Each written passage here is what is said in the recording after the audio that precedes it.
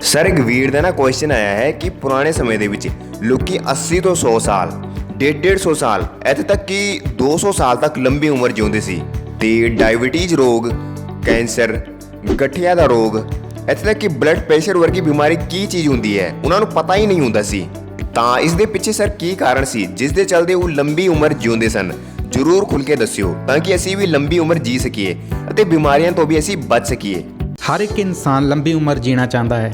ਸਾਡੀ ਲਾਈਫ ਅੱਜ ਦੀ ਡੇਟ ਵਿੱਚ ਬਹੁਤ ਛੋਟੀ ਹੋ ਗਈ ਹੈ। ਕੋਈ ਵੀ ਐਸੀ ਦਵਾਈ ਨਹੀਂ ਹੈ ਜੋ ਸਾਡੀ ਉਮਰ ਨੂੰ ਵਧਾ ਸਕੇ। ਅੱਜ ਦੇ ਮਾਹੌਲ ਵਿੱਚ ਜਿਸ ਵਿੱਚ ਅਸੀਂ ਜੀ ਰਹੇ ਹਾਂ, ਹੁਣ ਇਨਸਾਨ ਦੀ ਲਾਈਫ ਸਿਰਫ 50 ਤੋਂ 60 ਸਾਲ ਦੀ ਹੋ ਗਈ ਹੈ ਜੀ। ਕੋਈ ਵੀ ਬੰਦਾ 100 ਸਾਲ ਤੱਕ ਕਿਉਂ ਨਹੀਂ ਜੀ ਰਿਹਾ?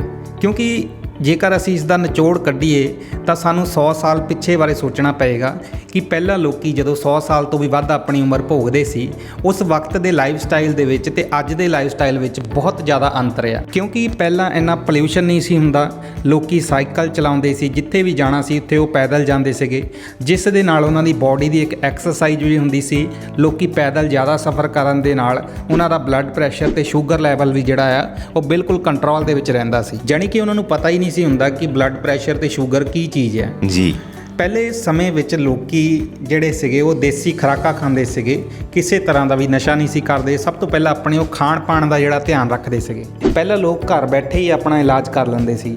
ਜਿਵੇਂ ਜੇਕਰ ਕਿਸੇ ਦੇ ਕੋਈ ਸੱਟ ਚੋਟ ਲੱਗੇ ਤਾਂ ਉਹ ਘਰ ਦੇ ਵਿੱਚ ਪੀਸੀ ਹੋਈ ਹਲਦੀ ਅੱਧਾ ਚਮਚ ਦੁੱਧ ਵਿੱਚ ਪਾ ਕੇ ਪੀ ਲੈਂਦੇ ਸੀ, ਜਿਹਦੇ ਨਾਲ ਹਲਦੀ ਦਰਦ ਨੂੰ ਵੀ ਖਤਮ ਕਰਦੀ ਸੀ ਤੇ ਅੰਦਰੋਂ ਜ਼ਖਮਾਂ ਨੂੰ ਵੀ ਭਰਦੀ ਸੀ।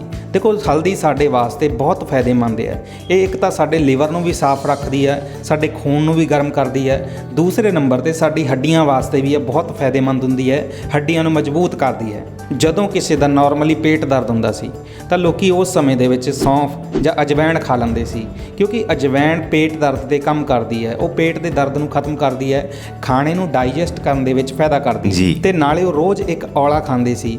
ਔਲਿਆਂ ਦਾ ਅਚਾਰ ਕਦੀ ਵੀ ਉਹ ਘਰ ਦੇ ਵਿੱਚੋਂ ਮੁੱਕਣ ਨਹੀਂ ਸੀ ਦਿੰਦੇ। ਦੇਖੋ, ਔਲੇ ਦੇ ਵਿੱਚ ਵਿਟਾਮਿਨ ਸੀ ਦੀ ਭਰਪੂਰ ਮਾਤਰਾ ਪਾਈ ਜਾਂਦੀ ਹੈ। ਔਲੇ ਖਾਣ ਨਾਲ ਉਹਨਾਂ ਦੀ ਅੱਖਾਂ ਦੀ ਰੌਸ਼ਨੀ ਵੀ ਤੇਜ਼ ਹੁੰਦੀ ਸੀ ਤੇ ਪੇਟ ਵਾਸਤੇ ਵੀ ਬਹੁਤ ਵਧੀਆ ਹੁੰਦਾ ਹੈ, ਜਿਸ ਨਾਲ ਕਦੀ ਕਬਜ਼ ਨਹੀਂ ਹੁੰਦੀ, ਡਾਈਜੈਸਟ ਸਿਸਟਮ ਨੂੰ ਬਹੁਤ ਮਜ਼ਬੂਤ ਕਰ ਦਿੰਦਾ ਹੈ। ਔਲੇ ਖਾਣ ਨਾਲ ਦੇਖੋ ਉਹਨਾਂ ਦੇ ਕਦੀ ਵਾਲ ਨਹੀਂ ਸੀ ਝੜਦੇ ਤੇ ਨਾ ਹੀ ਕਦੀ ਵਾਲ ਉਹਨਾਂ ਦੇ ਚਿੱਟੇ ਹੁੰਦੇ ਸੀਗੇ। ਦੇਖੋ, ਵੱਧਦੀ ਉਮਰ ਦੇ ਵਿੱਚ ਵੀ ਉਹ ਜਵਾਨ ਰਹਿੰਦੇ ਸੀਗੇ। ਇੱਕ ਸਿਆਣੇ ਦੀ ਕਹਾਵਤ ਆ, ਕਹਿੰਦੇ ਆ ਕਿ ਸਿਆਣੇ ਦਾ ਕਿਹਾ ਤੇ ਔਲਿਆਂ ਦਾ ਖਾਧਾ ਬਾਅਦ ਵਿੱਚ ਹੀ ਪਤਾ ਲੱਗਦਾ ਹੈ। ਇਸੇ ਤਰ੍ਹਾਂ ਉਹ ਸਵੇਰੇ ਉੱਠ ਕੇ ਸੈਰ ਕਰਨ ਜਾਂਦੇ ਸੀ, ਸਵੇਰੇ ਜਲਦੀ ਉੱਠਣਾ ਤੇ ਰਾਤ ਨੂੰ ਟਾਈਮ ਨਾਲ ਸੌਣਾ। ਇਹੀ ਕਾਰਨ ਹੈ ਕਿ ਉਹ ਆਪਣੀ ਸਿਹਤ ਦਾ ਪਹਿਲਾਂ ਧਿਆਨ ਰੱਖਦੇ ਸੀ। ਜਦੋਂ ਕਿਸੇ ਨੂੰ ਕੋਈ ਸਕਿਨ ਦੀ ਐਲਰਜੀ ਹੁੰਦੀ ਸੀ, ਚਮੜੀ ਦਾ ਰੋਗ ਹੁੰਦਾ ਸੀ, ਉਸ ਸਮੇਂ ਦੇ ਵਿੱਚ ਲੋਕੀ ਕੀ ਕਰਦੇ ਸੀ, ਆਪਣੇ ਘਰਾਂ ਦੇ ਵਿੱਚ ਨਿੰਮ ਲੱਗੀ ਹੁੰਦੀ ਸੀਗੀ, ਉਹ ਨਿੰਮ ਦੇ ਪੱਤੇ ਤੋੜ ਕੇ ਉਹਨੂੰ ਪਾਣੀ ਦੇ ਵਿੱਚ ਵਾਲ ਕੇ ਉਸ ਪਾਣੀ ਦੇ ਨਾਲ ਨਹਾਉਂਦੇ ਸੀਗੇ ਤੇ ਐਲਰਜੀ ਵਾਲੀ ਜਗ੍ਹਾ ਨੂੰ ਉਹ ਪਾਣੀ ਦੇ ਨਾਲ ਧੋਂਦੇ ਸੀਗੇ। ਉਹ ਨਿੰਮ ਦੇ ਪੱਤਿਆਂ ਦਾ ਪਾਣੀ ਵੀ ਪੀਂਦੇ ਸੀ, ਜਿਸ ਨਾਲ ਉਹਨਾਂ ਦਾ ਖੂਨ ਸਾਫ਼ ਰਹਿੰਦਾ ਸੀ। ਕਿਸੇ ਵੀ ਤਰ੍ਹਾਂ ਦੀ ਐਲਰਜੀ ਹੁੰਦੀ ਸੀ ਤਾਂ ਉਹ ਜੜ੍ਹ ਤੋਂ ਖਤਮ ਹੋ ਜਾਂਦੀ ਸੀ। ਜਦੋਂ ਕਿਸੇ ਦੀ ਸਕਿਨ ਤੇ ਕੋਈ ਫੋੜਾ ਫਿੰਸੀ ਹੁੰਦੀ ਸੀ ਤਾਂ ਲੋਕੀ ਕੀ ਕਰਦੇ ਸੀ, ਉਸ ਸਮੇਂ ਦੇ ਵਿੱਚ ਪੱਥਰ ਚੱਟ ਦਾ ਪੱਤਾ ਉਸ ਜਗ੍ਹਾ ਦੇ ਉੱਤੇ ਪਾਉਂਦੇ ਸੀ, ਜਿਹਦੇ ਨਾਲ ਉਹ ਬਹੁਤ ਹੀ ਜਲਦੀ ਠੀਕ ਹੋ ਜਾਂਦੀ ਸੀ। ਪਹਿਲਾਂ ਲੋਕੀ ਘਰਾਂ ਦੇ ਵਿੱਚ ਅਲਸੀ ਦੀਆਂ ਪਿੰਨੀਆਂ ਬਣਾ ਕੇ ਰੱਖਦੇ ਸੀ, ਉਹ ਸਰਦੀਆਂ ਨੂੰ ਉਹਦਾ ਸੇਵਨ ਕਰਦੇ ਸੀਗੇ, ਜਿਹਦੇ ਨਾਲ ਉਹਨਾਂ ਦਾ ਖੂਨ ਵੀ ਗਰਮ ਰਹਿੰਦਾ ਸੀ ਤੇ ਉਹਨਾਂ ਨੂੰ ਕੰਮ ਕਰਦੇ ਵੇਲੇ ਠੰਡ ਵੀ ਨਹੀਂ ਸੀ ਲੱਗਦੀ। ਕਿਉਂਕਿ ਪਹਿਲੇ ਸਮੇਂ ਦੇ ਵਿੱਚ ਲੋਕੀ ਆਪਣੇ ਖਾਣ ਪਾਣ ਵੱਲ ਪਹਿਲਾਂ ਜਿਹੜਾ ਕੀ ਹੈ ਧਿਆਨ ਦਿੰਦੇ ਸੀਗੇ। ਉਹ ਪਹਿਲੇ ਸਮੇਂ ਦੇ ਵਿੱਚ ਲੋਕੀ ਆਪਣੇ ਘਰਾਂ ਵਿੱਚ ਕਵਾਰ ਗੰਦਲ ਲਗਾ ਕੇ ਰੱਖਦੇ ਸੀ, ਜਿਹਨੂੰ ਆਪਾਂ ਐਲੋਵੇਰਾ ਕਹਿੰਦੇ ਆ। ਉਹ ਕਵਾਰ ਦੀ ਸਬਜ਼ੀ ਤੇ ਅਚਾਰ ਖਾਂਦੇ ਸੀ, ਜਿਹਦੇ ਨਾਲ ਉਹ ਕਦੀ ਬਿਮਾਰ ਨਹੀਂ ਸੀ ਹੁੰਦੇ ਤੇ ਨਾ ਹੀ ਉਹਨਾਂ ਨੂੰ ਕਦੀ ਕੋਈ ਦਵਾਈ ਖਾਣੀ ਪੈਂਦੀ ਸੀ। ਕਿਉਂਕਿ ਕਵਾਰ ਜਾਣੀ ਕਿ ਐਲੋਵੇਰਾ ਸਾਡੇ ਸਰੀਰ ਦੇ ਵਿੱਚ ਟੌਕਸਿਨ ਨੂੰ ਬਾਹਰ ਕੱਢਦੀ ਹੈ। ਜੋ ਵੀ ਖਾਣੇ ਪੀਣੇ ਰਾਹੀਂ ਬੇਫਾਲਤੂ ਚੀਜ਼ਾਂ ਸਾਡੇ ਸਰੀਰ ਦੇ ਵਿੱਚ ਜਾਂਦੀਆਂ ਹੈ, ਇਹ ਉਹਨਾਂ ਨੂੰ ਬਾਹਰ ਕੱਢਣ ਦਾ ਕੰਮ ਕਰਦੀ ਹੈ ਤੇ ਸਾਡੇ ਖੂਨ ਨੂੰ ਵੀ ਸਾਫ਼ ਕਰਦੀ ਹੈ ਤੇ ਨਾਲ ਸਾਡੇ ਪੇਟ ਨੂੰ ਵੀ ਸਾਫ਼ ਰੱਖਦੀ ਹੈ। ਇਸੇ ਹੀ ਤਰ੍ਹਾਂ ਪਹਿਲੇ ਸਮੇਂ 'ਚ ਲੋਕ ਕਿੱਕਰ ਜਾਂ ਨਿੰਮ ਦੀ ਦਾਤਣ ਕਰਦੇ ਸੀ, ਜਿਸ ਨਾਲ ਉਹਨਾਂ ਦੇ ਦੰਦ ਕਦੀ ਖਰਾਬ ਨਹੀਂ ਸੀ ਹੁੰਦੇ ਤੇ ਨਾ ਹੀ ਉਹਨਾਂ ਦੇ ਕਦੀ ਮਸੂੜੇ ਖਰਾਬ ਹੁੰਦੇ ਸੀ ਜੀ। ਉਹ ਆਪਣੇ ਦੰਦਾਂ ਦੀ ਪੂਰੀ ਦੇਖਭਾਲ ਕਰਦੇ ਸੀ। ਜਿਵੇਂ ਤੁਸੀਂ ਸੁਣਿਆ ਹੋਵੇਗਾ, ਇੱਕ ਪੁਰਾਣੀ ਕਹਾਵਤ ਹੈ, ਸਿਆਣੇ ਕਹਿੰਦੇ ਆ ਕਿ ਅੱਖਾਂ ਗਈਆਂ ਤਾਂ ਜਹਾਨ ਗਿਆ, ਦੰਦ ਗਏ ਤਾਂ ਸਵਾਦ ਗਿਆ। ਉਸ ਸਮੇਂ ਵਿੱਚ ਲੋਕੀ ਜ਼ਿਆਦਾ ਡਾਕਟਰ 'ਤੇ ਡਿਪੈਂਡ ਨਹੀਂ ਸੀ ਹੁੰਦੇ, ਉਹ ਜ਼ਿਆਦਾਤਰ ਆਪਣਾ ਘਰੇਲੂ ਇਲਾਜ ਕਰ ਲੈਂਦੇ ਸੀ ਤੇ ਆਪਣੇ ਆਪ ਨੂੰ ਠੀਕ ਕਰ ਲੈਂਦੇ ਸੀ।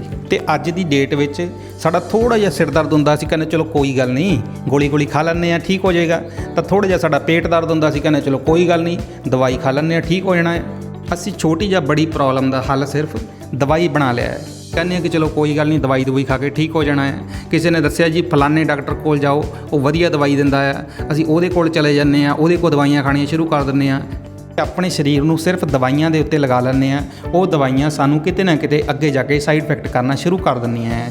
ਦੇਖੋ ਇਸੇ ਤਰ੍ਹਾਂ ਕੋਈ ਕਿਸੇ ਤਰ੍ਹਾਂ ਦੀ ਸਲਾਹ ਦਿੰਦਾ ਹੈ ਤੇ ਕੋਈ ਕਿਸੇ ਤਰ੍ਹਾਂ ਦੀ ਸਲਾਹ ਦਿੰਦਾ ਹੈ। ਅਸੀਂ ਸਿਰਫ ਆਪਣੀ ਸਿਹਤ ਨੂੰ ਠੀਕ ਕਰਨ ਲਈ ਦਵਾਈਆਂ ਦੇ ਵਿੱਚ ਦੌੜੇ ਭੱਜੇ ਰਹਿੰਦੇ ਹਾਂ, ਪਰ ਅਸੀਂ ਕਈ ਤਰ੍ਹਾਂ ਦੀਆਂ ਜ਼ਿਆਦਾ ਲੰਬੇ ਸਮੇਂ ਤੱਕ ਦਵਾਈਆਂ ਖਾਣ ਨਾਲ ਅਸੀਂ ਆਪਣੀ ਸਿਹਤ ਨੂੰ ਕਈ ਤਰ੍ਹਾਂ ਦੇ ਨੁਕਸਾਨ ਦੇ ਬੈਠਦੇ ਹਾਂ। ਇਸ ਲਈ ਸਾਨੂੰ ਘਰੇਲੂ ਇਲਾਜ ਕਰਨੇ ਚਾਹੀਦੇ ਆ। ਅਸੀਂ ਛੋਟੀ ਜਿਹੀ ਪ੍ਰੋਬਲਮ ਨੂੰ ਘਰ ਵਿੱਚ ਹੀ ਠੀਕ ਕਰ ਸਕਦੇ ਹਾਂ ਕਿ ਜ਼ਿਆਦਾ ਦਵਾਈਆਂ ਖਾਣ ਨਾਲ ਅਸੀਂ ਆਪਣੀ ਲਾਈਫ ਨੂੰ ਖੁਦ ਹੀ ਘਟਾ ਲੈਂਦੇ ਹਾਂ। ਸਾਨੂੰ ਛੋਟੀ ਜਿਹੀ ਪ੍ਰੋਬਲਮ ਦੀ ਜੜ ਤੱਕ ਜਾਣਾ ਚਾਹੀਦਾ ਹੈ ਕਿ ਇਹਦਾ ਕਾਰਨ ਕੀ ਹੈ। ਜਦੋਂ ਕੋਈ ਛੋਟੀ ਪ੍ਰੋਬਲਮ ਹੁੰਦੀ ਹੈ ਅਸੀਂ ਦਵਾਈਆਂ ਖਾ ਕੇ ਸਿਰਫ ਉਹਨੂੰ ਦਬਾ ਦਿੰਦੇ ਹਾਂ, ਜਿਹਦੇ ਕਰਕੇ ਉਹ ਅੱਗੇ ਜਾ ਕੇ ਵੱਡੀ ਹੋ ਜਾਂਦੀ ਹੈ। ਦੇਖੋ ਜਿਸ ਤਰ੍ਹਾਂ ਇੱਕ ਛੋਟਾ ਬੂਟਾ ਕੱਲ੍ਹ ਨੂੰ ਵੱਡਾ ਦਰਖਤ ਬਣਦਾ ਹੈ, ਇਸੇ ਤਰ੍ਹਾਂ ਕੱਲ੍ਹ ਨੂੰ ਛੋਟੀ ਜਿਹੀ ਬਿਮਾਰੀ ਜਿਹੜੀ ਹੁੰਦੀ ਹੈ ਉਹ ਅੱਗੇ ਜਾ ਕੇ ਵੱਡੀ ਬਣ ਜਾਂਦੀ ਹੈ। ਉਸੇ ਤਰ੍ਹਾਂ ਸਾਡੇ ਜੀਣ ਦਾ ਗਲਤ ਲਾਈਫ ਸਟਾਈਲ ਸਾਡੀ ਲਾਈਫ ਨੂੰ ਕਿਤੇ ਨਾ ਕਿਤੇ ਅੱਗੇ ਜਾ ਕੇ ਖਤਮ ਕਰ ਦਿੰਦਾ ਹੈ। ਠੀਕ ਹੈ ਜੀ। ਪਰ ਸਰ ਹਰ ਕੋਈ ਇਹ ਚਾਹੁੰਦਾ ਹੈ ਕਿ ਮੈਂ ਲੰਬੀ ਉਮਰ ਜੀ ਸਕਾਂ, 100 ਸਾਲ ਤੱਕ ਜੀ ਸਕਾਂ, ਕਿਉਂਕਿ ਅੱਜ ਦੇ ਸਮੇਂ ਦੇ ਵਿੱਚ ਸਾਡੀ ਜ਼ਿੰਦਗੀ 70 ਤੋਂ 80 ਸਾਲ ਤੱਕ ਹੀ ਹੋ ਚੁੱਕੀ ਹੈ। ਤਾਂ ਸਰ ਅਸੀਂ ਇਸ ਤਰ੍ਹਾਂ ਕੀ ਉਪਾਅ ਕਰ ਸਕਦੇ ਹਾਂ ਕਿ ਅਸੀਂ ਵੀ ਲੰਬੀ ਉਮਰ 100 ਸਾਲ ਤੋਂ ਜ਼ਿਆਦਾ ਜੀ ਸਕੀਏ ਅਤੇ ਹਾਂ ਬਿਮਾਰੀ ਤੋਂ ਵੀ ਬਚੇ ਰਹੀਏ। ਜੇਕਰ ਅਸੀਂ ਚਾਹੁੰਦੇ ਹਾਂ ਕਿ ਸਾਡੀ ਉਮਰ 100 ਸਾਲ ਤੋਂ ਵੀ ਲੰਬੀ ਹੋਵੇ ਤੇ ਕੋਈ ਵੀ ਬਿਮਾਰੀ ਸਾਡੇ ਨੇੜੇ ਤੇੜੇ ਨਾ ਆਵੇ, ਤਾਂ ਸਭ ਤੋਂ ਪਹਿਲਾਂ ਸਾਡਾ ਮੈਂਟਲੀ ਰਿਲੈਕਸ ਹੋਣਾ ਤੇ ਸਾਡਾ ਫਿਜ਼ੀਕਲੀ ਫਿੱਟ ਹੋਣਾ ਜ਼ਰੂਰੀ ਹੈ। ਮੈਂਟਲੀ ਰਿਲੈਕਸ ਮਤਲਬ ਕਿ ਜੇਕਰ ਅਸੀਂ ਫਿਜ਼ੀਕਲੀ ਫਿੱਟ ਹਾਂ ਪਰ ਸਾਡੇ ਦਿਮਾਗ ਤੇ ਟੈਨਸ਼ਨਾਂ, ਬੋਝ ਜਾਂ ਕਿਸੇ ਵੀ ਤਰ੍ਹਾਂ ਦੀ ਚਿੰਤਾ ਹੈ ਤਾਂ ਅਸੀਂ ਆਪਣੇ ਆਪ ਨੂੰ ਫਿੱਟ ਨਹੀਂ ਕਹਿ ਸਕਦੇ। ਤੁਸੀਂ ਫਿਜ਼ੀਕਲੀ ਤਾਂ ਫਿੱਟ ਹੋ ਪਰ ਦਿਮਾਗ ਵਿੱਚ ਸ਼ਾਂਤੀ ਨਹੀਂ ਹੈ, ਤੁਸੀਂ ਦੁਖੀ ਹੋ, ਤੁਸੀਂ ਸਕੂਨ ਨਾਲ ਨਹੀਂ ਜੀ ਰਹੇ, ਤਾਂ ਤੁਸੀਂ ਕਦੀ ਵੀ ਆਪਣੀ ਉਮਰ ਲੰਬੀ ਨਹੀਂ ਜੀ ਸਕਦੇ। ਇਸ ਲਈ ਰੋਜ਼ਾਨਾ ਅੱਧਾ ਘੰਟਾ ਸਵੇਰੇ ਯੋਗਾ ਜਾਂ ਕਸਰਤ ਕਰੋ, ਕਿਉਂਕਿ ਕਸਰਤ ਦੇ ਨਾਲ ਸਾਡਾ ਸਰੀਰ ਖੁੱਲ੍ਹਦਾ ਹੈ ਤੇ ਸਾਡਾ ਦਿਮਾਗ ਵੀ ਐਕਟਿਵ ਰਹਿੰਦਾ ਹੈ।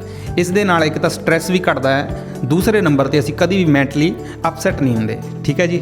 ਅੱਜ ਦੀ ਇਸ ਦੌੜ ਭੱਜ ਵਿੱਚ ਅਸੀਂ ਖਾਣਾ ਖਾਣੇ ਨੂੰ ਵੀ ਕੰਮ ਬਣਾ ਲਿਆ ਹੈ। ਅਸੀਂ ਖਾਣੇ ਨੂੰ ਇੰਜੋਏ ਕਰਕੇ ਨਹੀਂ ਖਾਂਦੇ। ਠੀਕ ਹੈ ਜੀ। ਦੇਖੋ ਅਸੀਂ ਕੀ ਕਰਦੇ, ਅਸੀਂ ਉਹਨੂੰ ਚਬਾਉਂਦੇ ਵੀ ਨਹੀਂ ਹੈਗੇ, ਅਸੀਂ ਫਟਾਫਟ ਨਿਕਲ ਜਾਂਦੇ ਹਾਂ। ਦੇਖੋ ਅਸੀਂ ਸਰੀਰ ਹੈ ਸਾਡਾ, ਇਹ ਕੋਈ ਪੇਟ ਕੋਈ ਡਸਟਬਿਨ ਨਹੀਂ ਹੈ। ਇਸ ਤਰ੍ਹਾਂ ਖਾਣ ਦੇ ਨਾਲ ਸਾਡਾ ਡਾਈਜੈਸ਼ਨ ਠੀਕ ਨਹੀਂ ਹੁੰਦਾ, ਜਿਹਦੇ ਨਾਲ ਖਾਣਾ ਪਚਦਾ ਨਹੀਂ ਹੈਗਾ, ਉਹ ਸੜਨਾ ਸ਼ੁਰੂ ਹੋ ਜਾਂਦਾ ਹੈ। ਜਦੋਂ ਵੀ ਖਾਣਾ ਖਾਣਾ ਹੈ ਤਾਂ ਖਾਣੇ ਨੂੰ 30 ਤੋਂ 32 ਵਾਰ ਚਬਾ ਕੇ ਖਾਓ, ਕਿਉਂਕਿ ਜਦੋਂ ਅਸੀਂ ਖਾਣੇ ਨੂੰ ਚੰਗੀ ਤਰ੍ਹਾਂ ਚਬਾ ਕੇ ਖਾਂਦੇ ਹਾਂ ਤਾਂ ਸਾਡੇ ਮੂੰਹ ਦੇ ਵਿੱਚ ਜੋ ਲਾਰ ਬਣਦਾ ਹੈ ਉਹ ਸਾਡੇ ਖਾਣੇ ਨੂੰ ਪਚਾਉਣ ਦੇ ਵਿੱਚ ਸਾਡੀ ਮਦਦ ਕਰਦਾ ਹੈ। ਇਹਦੇ ਨਾਲ ਜਿਹੜੀ ਸਾਡੀ ਪਾਚਨ ਕਿਰਿਆ ਹੈ ਉਹ ਮਜ਼ਬੂਤ ਹੁੰਦੀ ਆ। ਜੇਕਰ ਪਾਚਨ ਕਿਰਿਆ ਸਹੀ ਆ ਤਾਂ ਸਭ ਕੁਝ ਸਹੀ ਆ। ਦੇਖੋ ਖਾਣਾ ਭੁੱਖ ਤੋਂ ਘੱਟ ਖਾਓ, ਜਦੋਂ ਪੇਟ 60 ਤੋਂ 70% ਭਰ ਜਾਵੇ ਤਾਂ ਰੁਕ ਜਾਓ। ਇਹਦੇ ਨਾਲ ਇੱਕ ਤਾਂ ਸਾਡਾ ਵੇਟ ਨਹੀਂ ਵਧੇਗਾ, ਦੂਸਰਾ ਸਾਡੇ ਸਰੀਰ ਦੇ ਜਿਹੜੇ ਆਰਗਨ ਹੈਗੇ ਆ ਉਹਨਾਂ ਨੂੰ ਐਕਸਟਰਾ ਖਾਣਾ ਪਚਾਉਣ ਲਈ ਐਕਸਟਰਾ ਮਿਹਨਤ ਨਹੀਂ ਕਰਨੀ ਪੈਂਦੀ, ਐਕਸਟਰਾ ਕੰਮ ਨਹੀਂ ਕਰਨਾ ਪੈਂਦਾ। ਜੰਕ ਫੂਡ ਤੇ ਫਾਸਟ ਫੂਡ ਤੋਂ ਪਰਹੇਜ਼ ਕਰੋ, ਕਿਉਂਕਿ ਜ਼ਿਆਦਾ ਤਲਿਆ ਮਸਾਲੇਦਾਰ ਭੋਜਨ ਸਾਡੀ ਸਿਹਤ ਨੂੰ ਖਰਾਬ ਕਰਦਾ ਹੈ।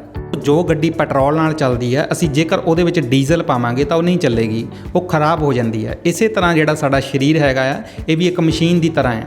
ਸਾਡੇ ਸਰੀਰ ਨੂੰ ਸਹੀ ਖੁਰਾਕ ਦੀ ਜ਼ਰੂਰਤ ਹੁੰਦੀ ਹੈ। ਜ਼ਿਆਦਾ ਫਾਸਟ ਫੂਡ ਦੇ ਵਿਚਲਾ ਜਿਹੜਾ ਆਇਲ ਹੁੰਦਾ ਹੈ, ਉਹ ਆਇਲ ਸਾਡੀਆਂ ਨਾੜੀਆਂ ਦੇ ਵਿੱਚ ਫੈਟ ਪੈਦਾ ਕਰਦਾ ਹੈ।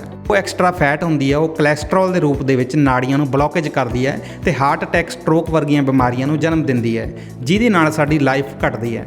ਇਹ ਸਾਨੂੰ ਖਾਣੇ ਪੀਣੇ ਵਿੱਚ ਇਹਨਾਂ ਚੀਜ਼ਾਂ ਦਾ ਪਰਹੇਜ਼ ਕਰਨਾ ਚਾਹੀਦਾ ਹੈ। ਠੀਕ ਹੈ ਜੀ। ਲੌਂਗ ਲਾਈਫ ਜੀਣ ਵਾਸਤੇ ਸਾਨੂੰ ਬੀ ਔਨ ਟਾਈਮ ਹੋਣਾ ਬਹੁਤ ਜ਼ਰੂਰੀ ਹੈ। ਕਈ ਲੋਕ ਰਾਤ ਨੂੰ ਸੌਂਦੇ ਵੀ ਲੇਟ ਆ ਤੇ ਉੱਠਦੇ ਵੀ ਲੇਟ ਆ, ਤੇ ਕਈ ਲੋਕ ਤਾਂ ਐਸੇ ਨੇ ਜੋ ਕਿ 8 ਘੰਟੇ ਦੀ ਨੀਂਦ ਵੀ ਨਹੀਂ ਪੂਰੀ ਕਰਦੇ। ਇਸ ਕਾਰਨ ਦੇ ਕਰਕੇ ਵੀ ਜਿਹੜੀ ਉਮਰ ਆ ਉਹ ਘਟ ਜਾਂਦੀ ਹੈ।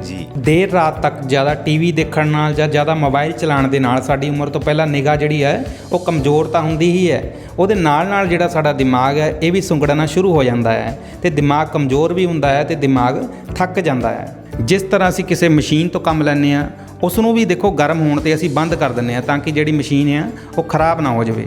ਪਰ ਸੋਚੋ ਕਿ ਜੇ ਮਸ਼ੀਨ ਖਰਾਬ ਹੋ ਗਈ ਤਾਂ ਉਸ ਦਾ ਸਪੇਅਰ ਪਾਰਟ ਸਾਨੂੰ ਮਿਲ ਜਾਂਦਾ ਹੈ।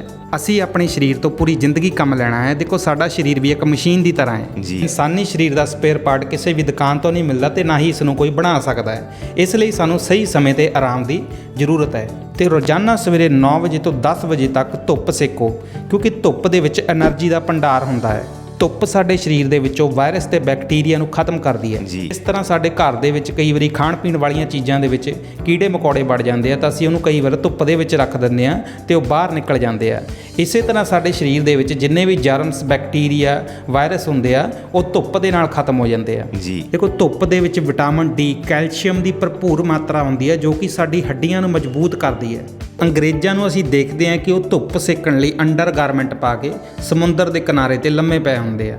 ਉਹ ਆਪਣੇ ਹਜ਼ਾਰਾਂ ਤੇ ਲੱਖਾਂ ਰੁਪਏ ਖਰਚ ਕੇ ਇਹੋ ਜਿਹੇ ਦੇਸ਼ਾਂ ਵਿੱਚ ਜਾਂਦੇ ਆ ਜਿੱਥੇ ਬੈਠ ਕੇ ਉਹ ਧੁੱਪ ਸੇਕ ਸਕਣ। ਕਿ ਉਹ ਬੇਵਕੂਫ ਹਨ? ਨਹੀਂ। ਦੇਖੋ ਉਹ ਸਮਝਦਾਰ ਆ, ਕਿਉਂਕਿ ਉਹਨਾਂ ਨੂੰ ਪਤਾ ਹੈ ਕਿ ਧੁੱਪ ਤੋਂ ਸਾਨੂੰ ਕੀ ਕੀ ਬੈਨੀਫਿਟ ਮਿਲਦੇ ਆ।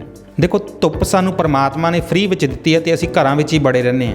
ਲੰਬੀ ਉਮਰ ਲਈ ਸਾਨੂੰ ਧੁੱਪ ਸੇਕਣਾ ਬਹੁਤ ਫਾਇਦੇਮੰਦ ਹੈ। ਇਸ ਤੋਂ ਇਲਾਵਾ ਰੋਜ਼ 1 ਘੰਟਾ ਆਪਣੇ ਪਰਮਾਤਮਾ ਨੂੰ ਯਾਦ ਕਰੋ, ਜਿਸ ਨੇ ਸਾਨੂੰ ਬਣਾਇਆ, ਉਸ ਦਾ ਸ਼ੁਕਰ ਕਰੋ, ਕਿਉਂਕਿ ਉਸ ਨੇ ਸਾਨੂੰ ਇੱਕ ਜੀਵਨ ਦਿੱਤਾ ਹੈ। ਚਾਹੇ ਉਹ ਕਿਸੇ ਵੀ ਹਾਲਤ ਵਿੱਚ ਹੋਵੇ, ਉਸ ਦੇ ਦਿੱਤੇ ਜੀਵਨ ਦਾ ਆਨੰਦ ਮਾਣੋ ਤੇ ਆਪਣੇ ਦਿਮਾਗ ਨੂੰ ਮੈਡੀਟੇਸ਼ਨ ਵਿੱਚ ਲਗਾਓ, ਕਿਉਂਕਿ ਮੈਡੀਟੇਸ਼ਨ ਕਰਨ ਦੇ ਨਾਲ ਦਿਮਾਗ ਸ਼ਾਂਤ ਤੇ ਫਰਤੀਲਾ ਹੁੰਦਾ ਹੈ, ਜੋ ਕਿ ਸਾਡੀ ਲਾਈਫ ਦੇ ਸਹੀ ਡਿਸੀਜਨ ਲੈਣ ਵਿੱਚ ਸਾਡੀ ਮਦਦ ਕਰਦਾ ਹੈ, ਗੁੱਸੇ ਨੂੰ ਸਾਡੇ ਵਿੱਚੋਂ ਖਤਮ ਕਰਦਾ ਹੈ ਤੇ ਸਾਨੂੰ ਹੱਸਣ ਦਾ ਮੌਕਾ ਦਿੰਦਾ ਹੈ।